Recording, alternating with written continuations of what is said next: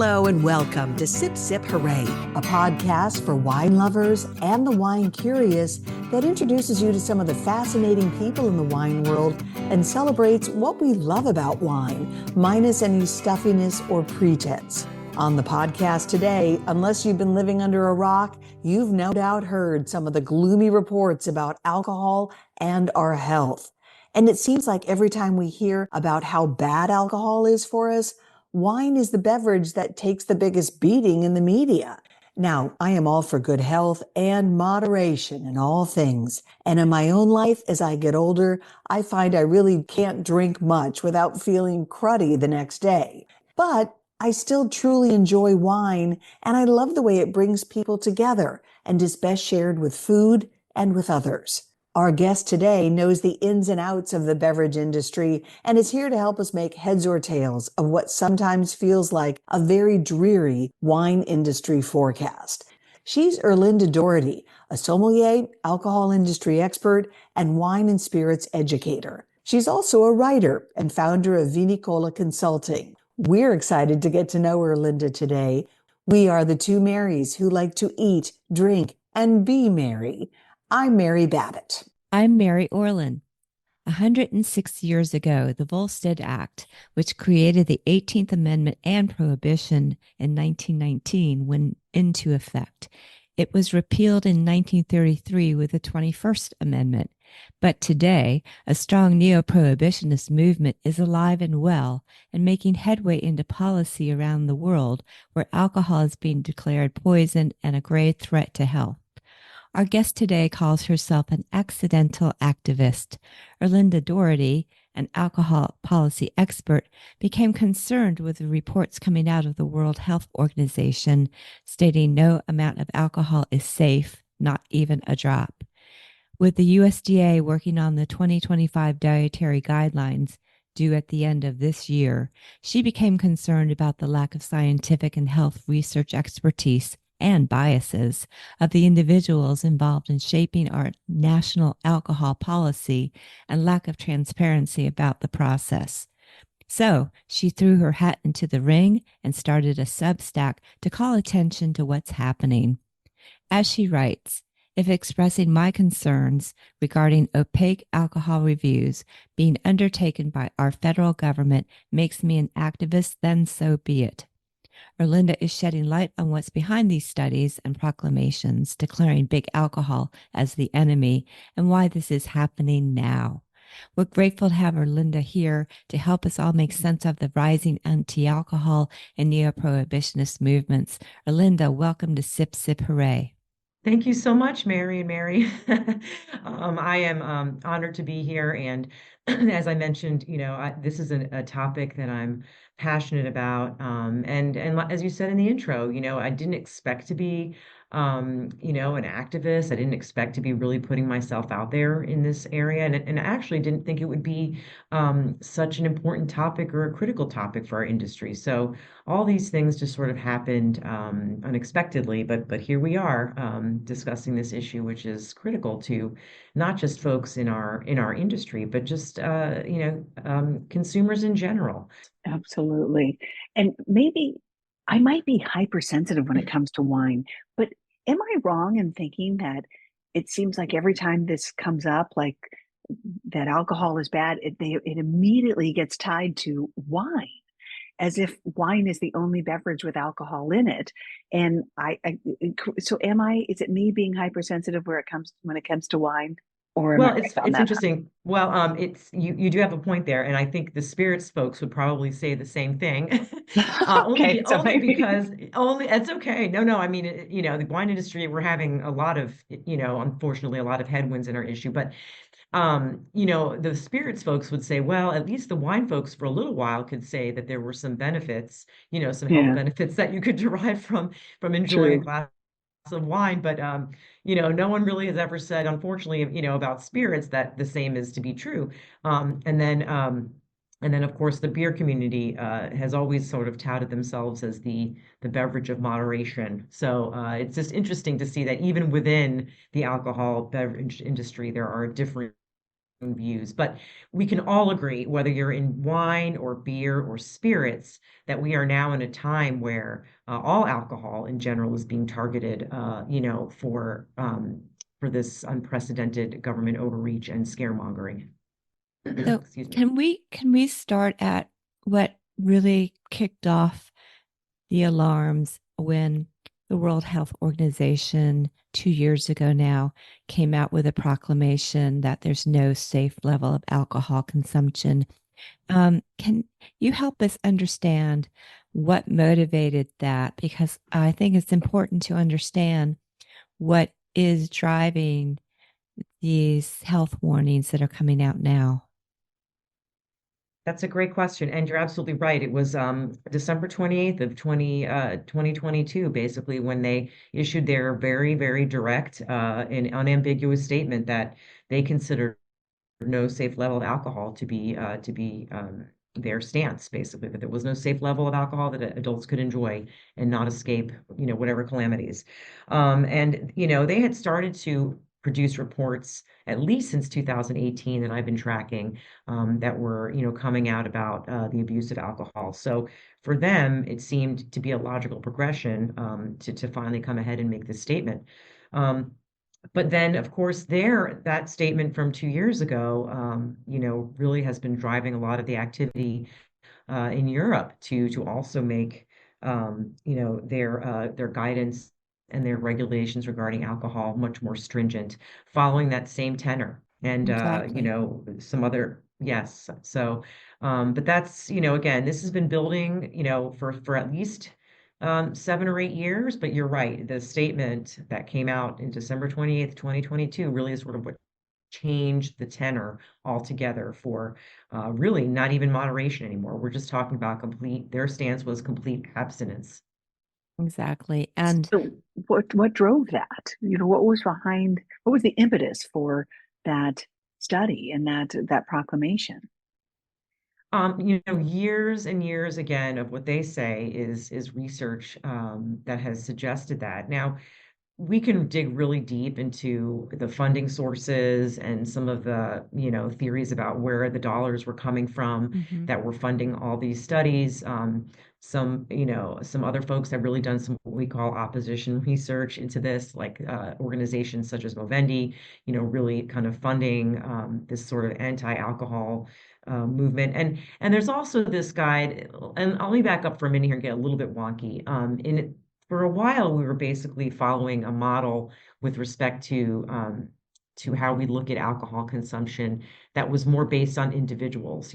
So if individuals, had issues, had certain health issues, if they were already suffering from other, health problems, that they would be, drinking alcohol. And we call this the disease theory of alcohol. It's dominant for so long, right? So basically, again, that alcoholics are distinct and they have their own separate category from other drinkers, and that, reducing alcohol mortality basically requires alcoholics to undergo, specific measures.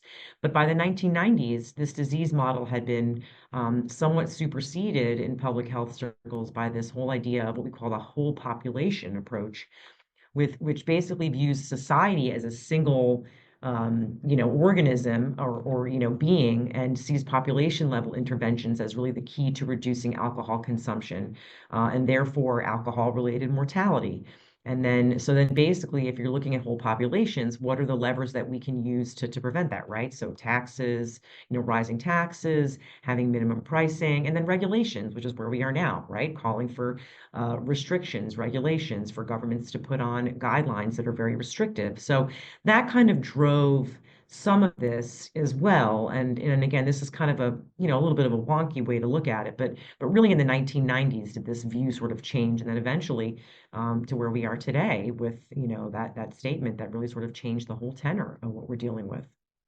I think it's important to explain to our listeners um, one of the groups that has been most heavily cited for bringing this change in approach or change in policy about Movendi International.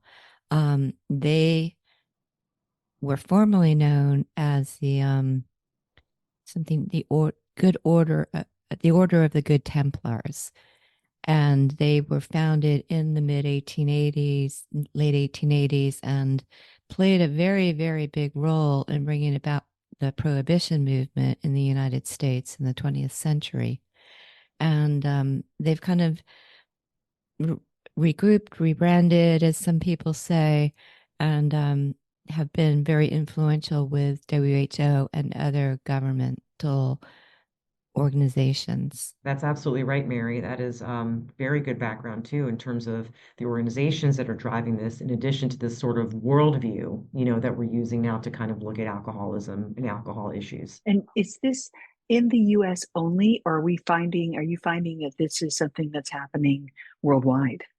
Oh, this is for sure happening worldwide with, the Europeans basically, or Europe, I should say, sort of taking the lead. Um, we have seen, a few countries, for instance, France, Lithuania, and Germany, do have, sort of guidelines that recommend,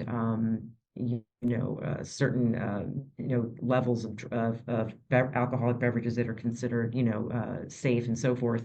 But really, again, just more so suggestions and guidance, right? But Ireland became officially the first country to and to, in 2023 basically to require health labeling of their alcohol products.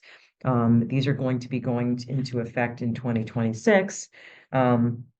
And so we see, Ireland sort of taking the stance on that, and we expect other countries to follow suit too. Now, I can't make predictions which of those countries will, and a lot of our countries and our friends that we know in Europe that do have a very long-standing history and culture of producing wine, such as France and Italy, have also tried to combat and provide a balanced argument for this neo-prohibitionism that's also happening in Europe. But definitely, the first movement by Ireland to issue these guidelines, or I should say, this law requiring alcohol labeling, is not going to be the first. Right. And actually, just last week, following the Surgeon General's announcement earlier this year that alcohol causes cancers and suggesting that there be warning labels, the Lancet, which is a publication which gathers research from various organizations, and the WHO both came out and said, we need warning labels on alcohol now. That's exactly right. It was a very sort of urgent call, right? Yes, right. For labels. And what's interesting about that is that there have been earlier studies by Lancet that have actually said there have been some benefits to moderate drinking. Mhm. So this is sort of just interesting, and I'm sure we're going to get into that too. This sort of Yeah. flip-flopping and just sort of Right. nothing is settled. But it is interesting how in the past they have actually come out and pretty convincingly also said that are benefits to moderate drinking. So yes, there's been a very urgent call by our Surgeon General, for labels, and yeah, and followed on by Lancet. Exactly. Well, it's hard to know where to line up on it. And as a consumer, what's the right thing to do? And as somebody who talks about wine on a podcast, I don't want to be in the position of pushing, like, hey, it's okay to smoke cigarettes. Right. They don't want to hurt you. I Like, know. I really want to do the right thing by our listeners and my own health and everything. And I no longer think I know what that is. There's just a lot of mixed messages. That's exactly right. And I think that's part of the reason why we're saying, hey, let's put the brakes on this. There is so much conflicting evidence on both sides. And and even our own National Academies of Science and Medicine came out with a report earlier in the year that stated that, again, there's some benefits to moderate drinking. So, and then here we have our, Surgeon General coming out and saying we need cancer warning labels.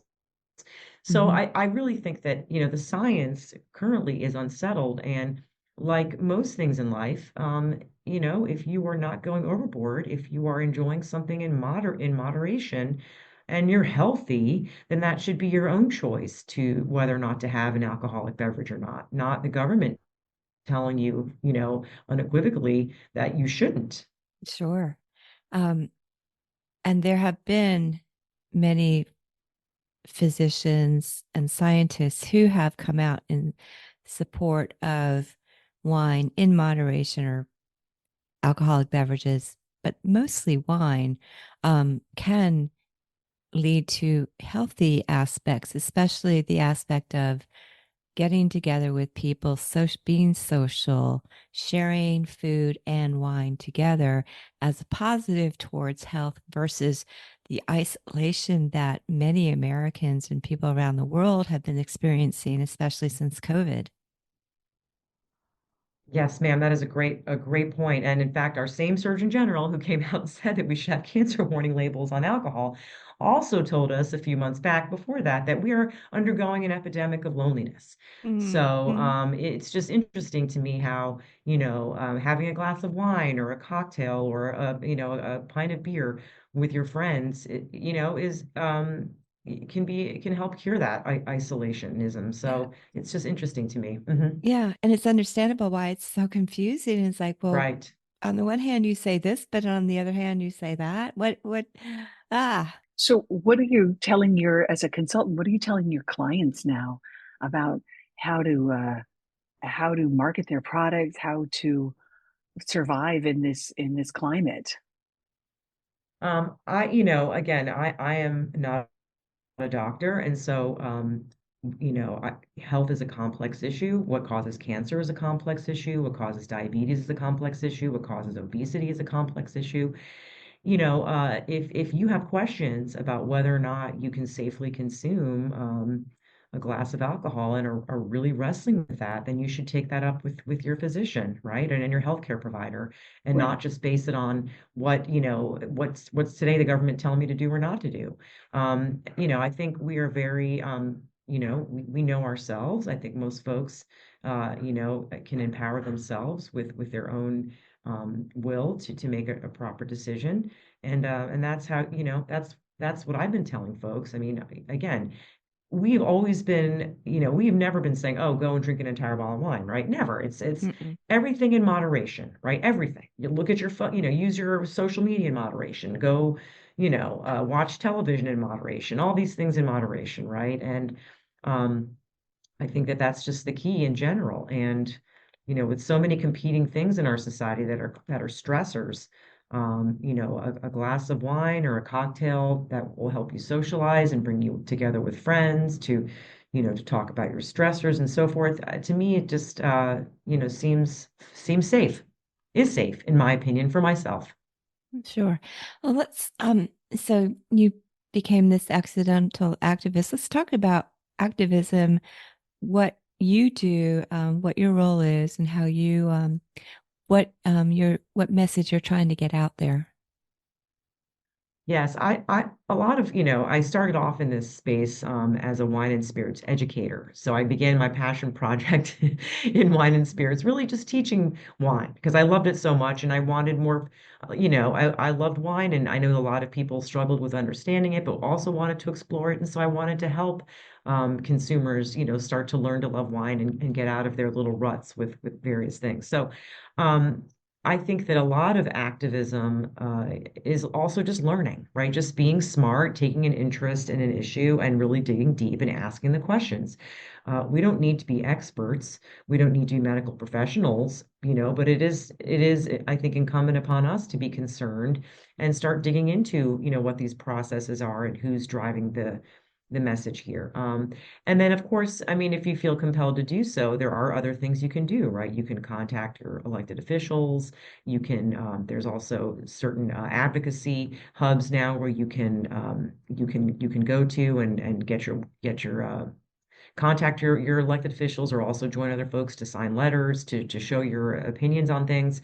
But I really do think at this point, it's just a matter of just being smart on what these processes are. And as we've been realizing, they haven't been all that transparent. So I think, Mhm. again, a lot of activism right now is just being educated, asking questions, asking your doctor, asking yourself, and really just sort of digging deep into what these processes are that our government is undergoing to update the daily dietary guidelines for adults. Well, the result of the guidelines has really got the industry reeling. The wine industry, the spirits industry. I mean, people are kind of shaking in their boots because consumption trends are changing so rapidly. And, we don't know whether this is a blip and that things will go back to normal or back to a more predictable pattern. But what are you hearing from people in the industry? How concerned are they? Yes, well, especially in wine, my dear wine folks. Mm, I listen to the Silicon Valley Bank every year. Rob McMillan, who comes out and puts this Mm-hmm. report every year and reports on the wine industry, and I've been listening to that religiously for at least 5 years now. Mm-hmm. And for at least 5 years, we've been hearing, not the best news, right? Right. Right. But I mean, he's been giving us some data here for a while now about how we need to change how we're reaching younger consumers and how we're pricing things and so on and so forth. So, but it's interesting in the last couple of years, though, that he has also been raising this idea of the neo-prohibitionists getting louder and louder and louder. And I think it was this past year that he really just said, you know what, it's here, and we've got about 4 or 5 headwinds that are affecting our wine industry, and neo-prohibitionism is one of them, and it's probably the hardest at this point to combat because it is becoming more vociferous and widespread, and you do find younger consumers now drinking less and less, regardless of what their reasoning is. But this is playing into that for sure. Sure. Sure.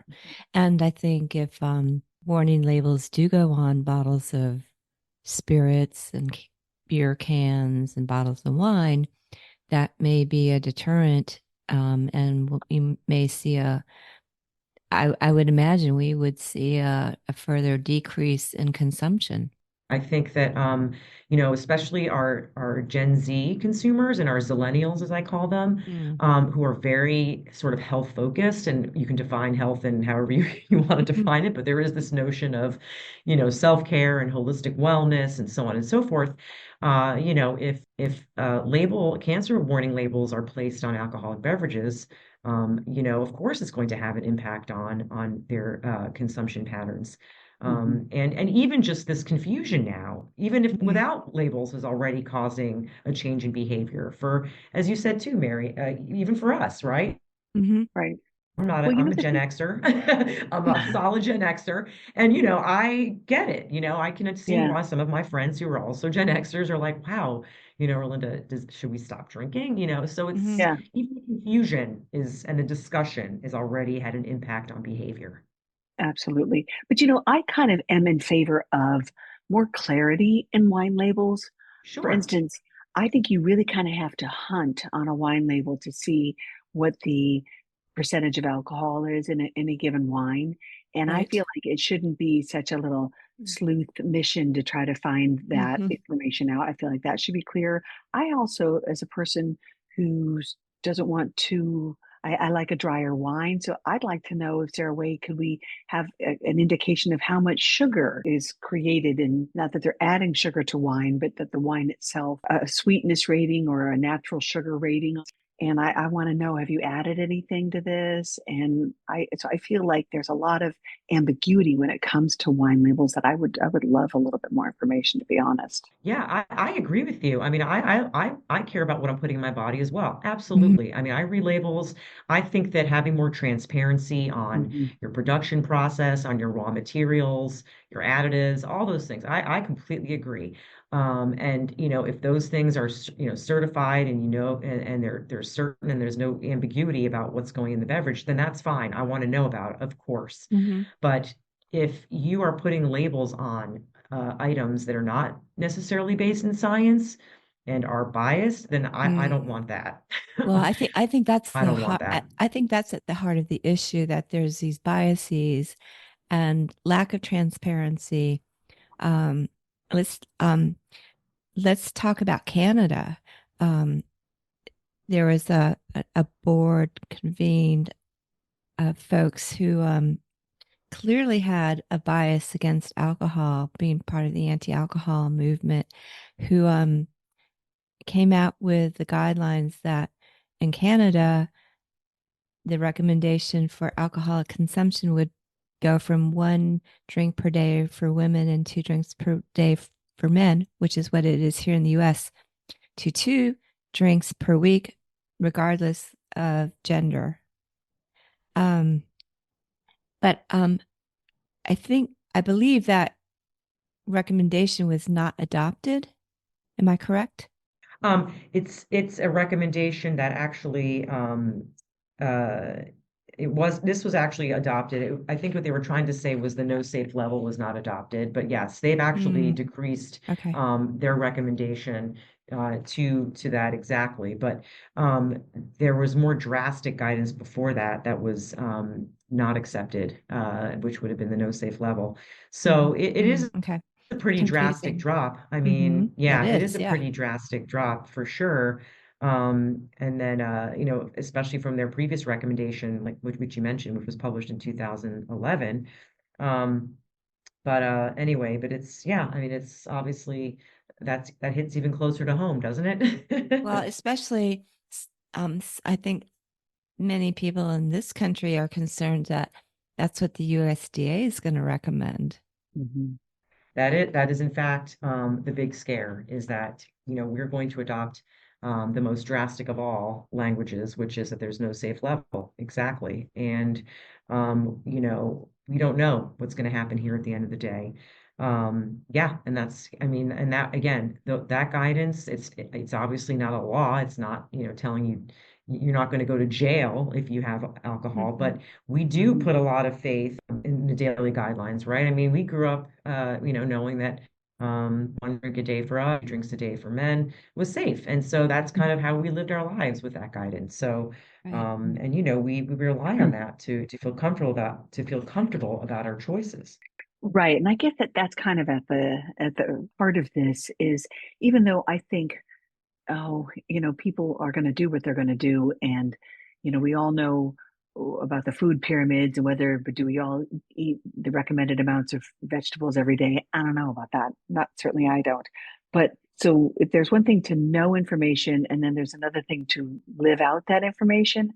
But I do think there is the kind of the psychic damage, the collateral damage to the industry that suddenly gets kind of a black mark on it. Like, this is bad for you. I feel like that's rough on the entire beverage industry. And when you consider how many people make their livelihood, how many family wineries we've talked to, how many people are employed in Mm-hmm. these Mm-hmm. industries, the impacts of some of these statements is really quite grave.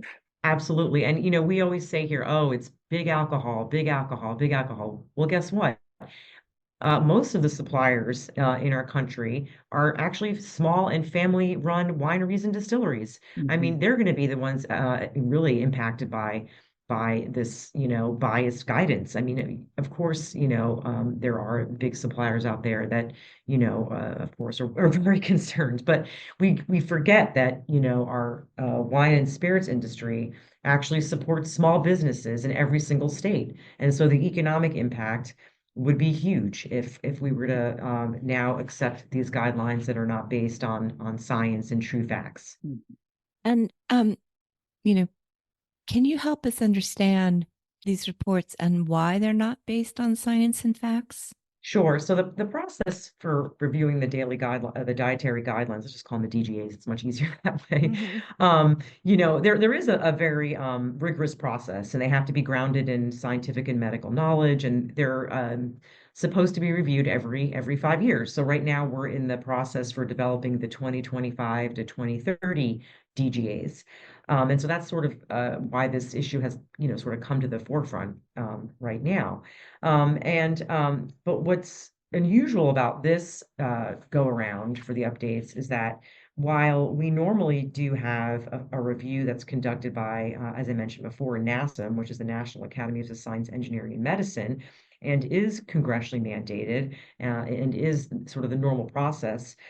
This time around, we had another review conducted by a independent group called the Interagency Coordinating Committee on the Prevention of Underage Drinking, which we've lovingly called ICPUD, which is actually, I know it's horrible. It sounds pretty gross, doesn't it? Hmm. But it actually, that second panel has been marred by issues that have been unaddressed, like conflicts of interest, lack of stakeholder input, lack of public transparency, and the fact that, again, that it's to have this sort of separate and non-congressionally mandated or appropriated process. And so this was so the first group, the NASM group, which again was the sort of accepted review panel, came out earlier to say that again there are some moderate benefit or there are benefits to moderate drinking in healthy individuals. Whereas the second group had reviewed or released a report shortly after that basically contradicted that. Again, going along the lines of the no safe level, and basically saying that there's no safe level of alcohol, and that and but the issue with the way they concluded their studies was, well, the issues with this panel to begin with was in fact the composition, with most of it being made from foreigners, again from Canada. I have nothing against Canadians, but why do we have a panel that's making Americans that's mostly Canadian?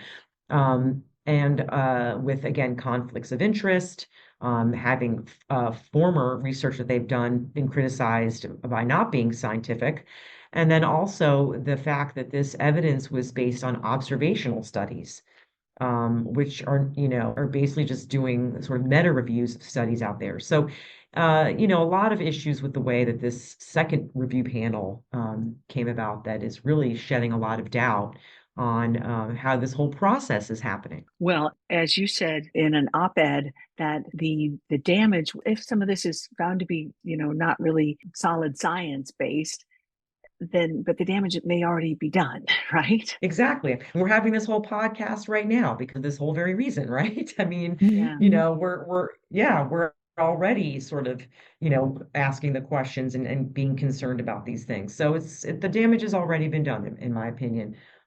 Yeah, sadly. Well, this is the topic of conversation, not just around people I know in the wine industry, but my friends. They're always saying, "What's going on? What can you tell us about this? Is it safe to drink anymore?" And Yeah. I, I said I can't answer because I'm not a doctor either, but talk to your doctor, and figure out what's best for you. But, alcohol, we've always advocated alcohol in moderation and to be a mindful drinker. But, there's so many pleasures and enhancements to life that come with sharing a bottle of wine or a glass of wine with someone. Mhm. Absolutely. Absolutely. Oh, I'm sorry, Mary. Yeah. No, no, no. I just was I wholeheartedly agree, and I think of how wine brings people together, how wine is a reason for travel for people. You know what I mean? You go, it's the destination traveling based upon discovering different wine countries and the way in which wine has helped to make our world smaller as we learn about wines in different countries and we are able to enjoy them in our own backyards. It's really, I think that there are so many wonderful things that have come through the wine world in particular. And I know you represent other parts of the spirits and other industry stuff as well, but specifically from a wine perspective, it's a beautiful beverage. And as I said, that we share with food and we share with friends, and it brings people together. Absolutely. I couldn't agree more. And that's the reason why I got into wine actually at the beginning, was because I just found wine to be a beautiful creation, a mixture of art and science and history and religion and sociology and traditions. I mean, there's just so many beautiful things about wine. Yes, and it's been part of our culture for millennia. I was going to Hmm. say Hmm. centuries, but actually millennia is the number here, Yeah, right? I mean, Right. yeah. and we've been enjoying it, safely, in my opinion, for this time. So, I can't imagine, having, I mean, it's disheartening to me to see all the demonization of alcohol that we're now seeing in all these even mainstream media sources, labeling it as unhealthy at best and a carcinogen at worst. I mean, Yeah. it's really hard for me to get past that. And again, with this notion of we need to come together, especially post-COVID, and of course our younger drinkers too, not really having, I guess, the social skills because of growing up on social media and with phones in their Hmm. hands. I mean, to Right. have a mechanism or something to bring folks together to have conversation and to share our lives, dreams and stressors and all those things. It just seems to me that taking that away and demonizing that would just be so detrimental to so many parts of our society. I don't suppose it's fair to ask you what's next. Where are we going with I this? mean, we're in a very interesting time now, as you know, with the change of administration. Some of us are optimistic, cautiously optimistic that perhaps the change in administration will have an impact on the way the process is going, and perhaps that our new HHS secretary, will have a different view on how, the this warning label topic will go.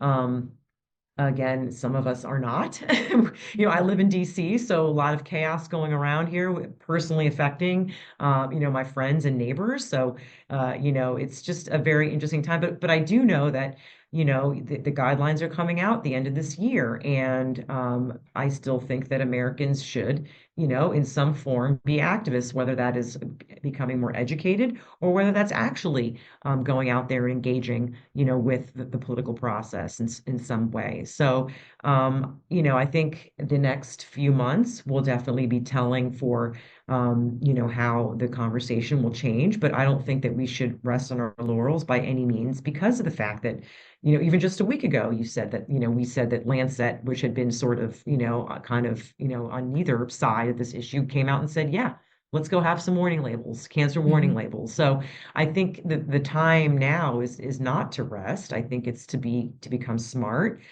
to talk to your doctor, and to, if necessary, and you feel motivated, to go and speak out, and take a stance and be a little vocal about this issue. What are some of the steps that you would recommend to our listeners that they could do so they can have their voices heard about this? That's a really good question. There's actually several ways. Again, I think that the easiest way, again, as I mentioned a few times here, is to just become smart.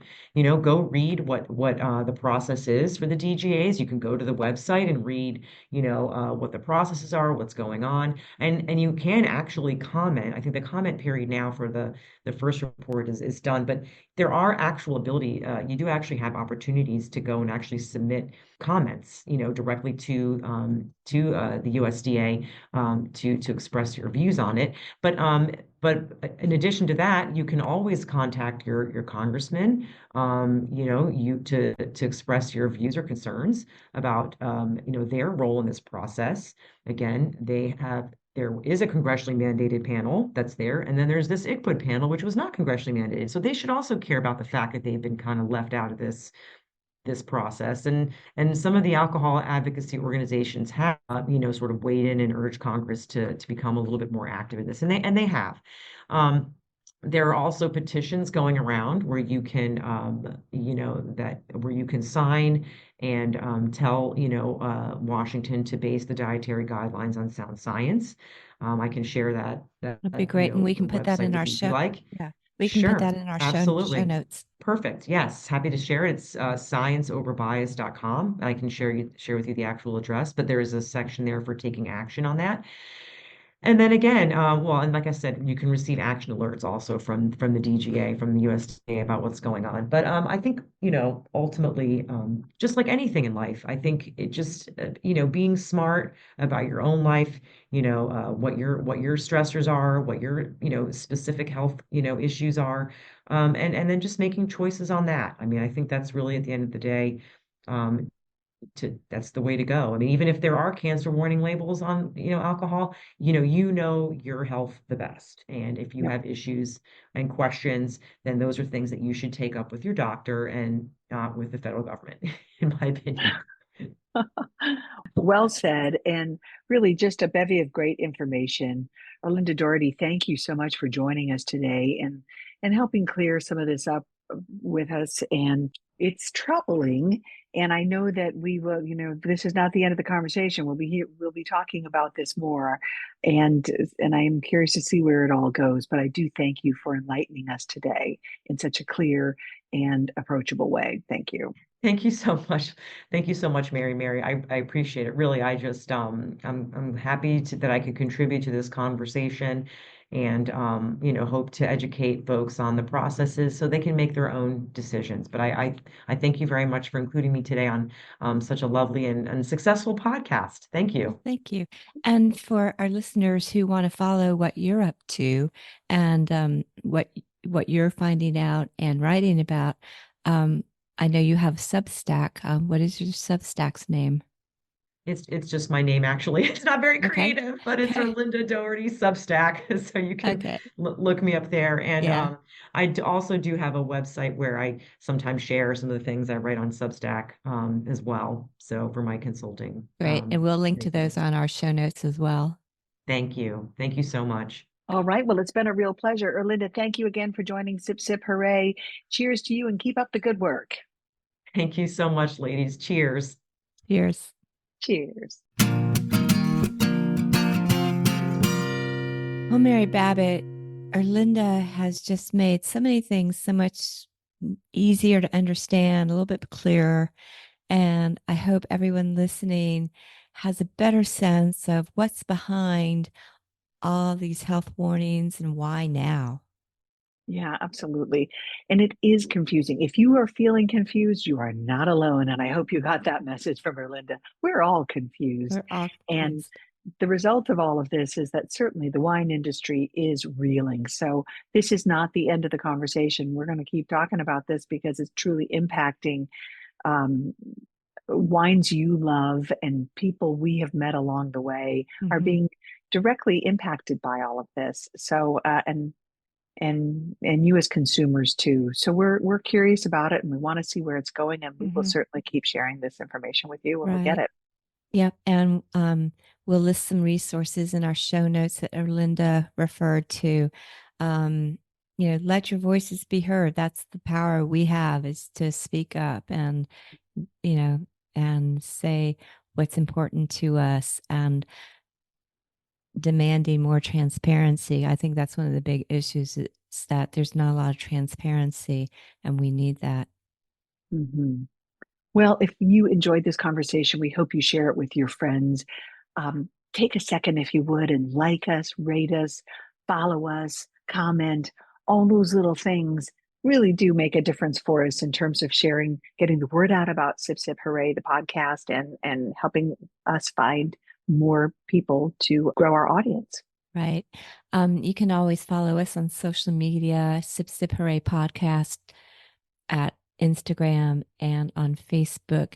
Also, we have a Substack and we will post show notes there as well as on our website, sipsiphooray.podcast.com. Be sure to subscribe wherever you listen. You can also subscribe via our Substack, just so you can get every episode as soon as it drops. All right.